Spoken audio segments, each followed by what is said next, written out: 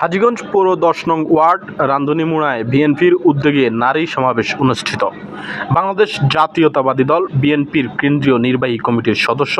চাঁদপুর জেলা বিএনপির সাবেক সভাপতি ও হাজীগঞ্জ শাহরাস্তি আসনের বিএনপির প্রধান সমন্বয়ক লায়ন ইঞ্জিনিয়ার মমিনুল হকের নির্দেশে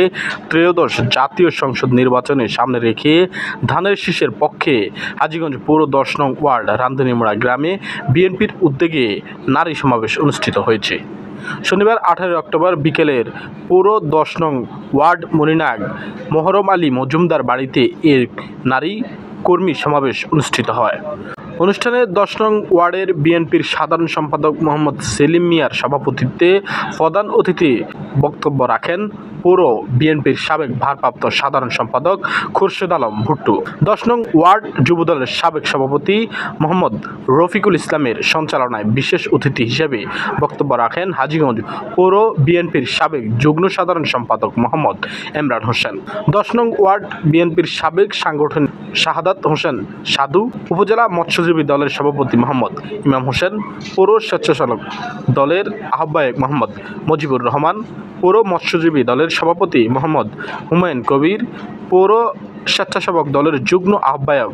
আরজিল হোসেন দিদার, পৌর যুব দলের সাবেক যুগ্ম আহ্বায়ক মিঠু হোসেন বাবু।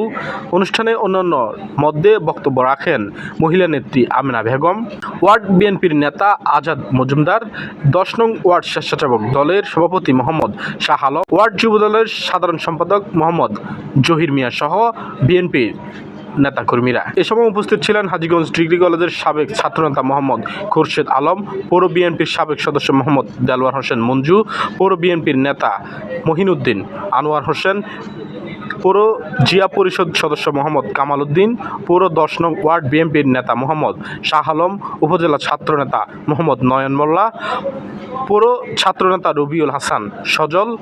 হাজীগঞ্জ ডিগ্রি কলেজ ছাত্রদলের সদস্য সচিব ইমরান হোসেন সৈকত, সাধারণ সম্পাদক মামুন হোসেন, যুবদল নেতা সোহাগ মজুমদার, ১০ নং ওয়ার্ড শ্রমিক দলের সভাপতি ইউসুফ হোসেন, সাধারণ সম্পাদক বাদশা মানিক, ওয়ার্ড যুবদলের সাংগঠনিক সম্পাদক ইব্রাহিম হোসেন সহ